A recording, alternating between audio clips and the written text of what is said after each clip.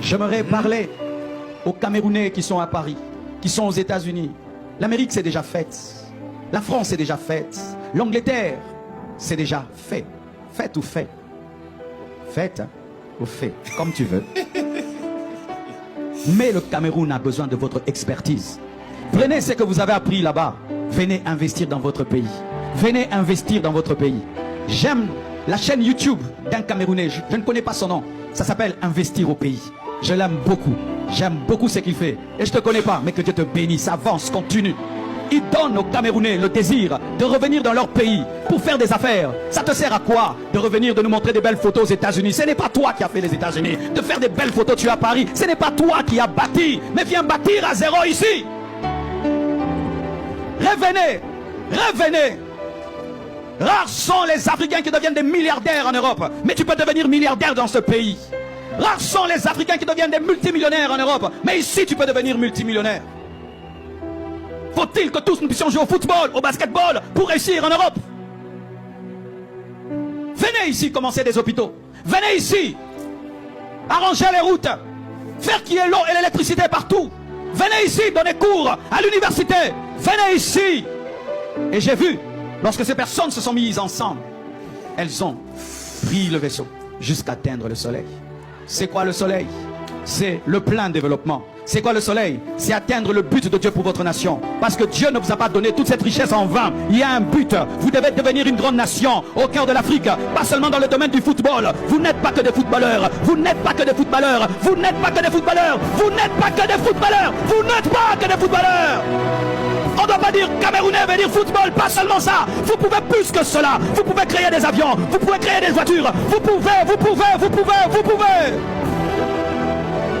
Donne-moi la main. Et vous devez faire des études en fonction des réalités de votre pays.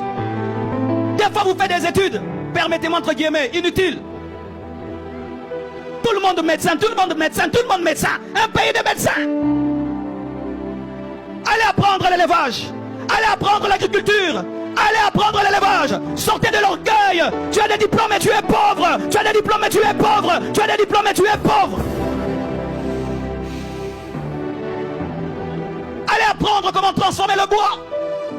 Allez apprendre comment faire des routes avec des pierres. Allez apprendre à développer votre nation. Faites des études en fonction des problèmes de votre pays. Au lieu d'avoir que la fierté, j'ai 7 doctorats. Qu'est-ce que ton pays fait de tes doctorats? Et la Bible dit, il y a un temps pour tout. Il y a un temps pour étudier, il y a un temps pour travailler.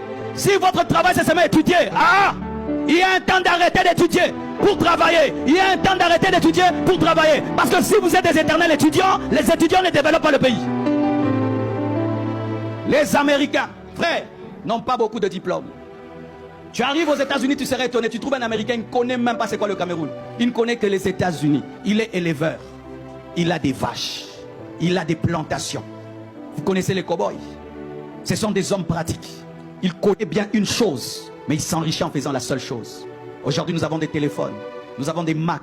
Ces jeunes, comment ils sont devenus? Certains même ont arrêté les études. Je ne vous dis pas d'arrêter les études, mais je vous explique quand même. Ils sont allés dans un garage pour bouleverser le monde. Tout le monde va avoir Facebook. Tout le monde va avoir un iPhone. Ils se sont concentrés sur une chose. Tu as un diplôme, tu n'en as rien fait, tu ajoutes un deuxième. Tu n'en as rien fait, tu ajoutes un troisième. Tu n'en as rien fait, et puis tu meurs.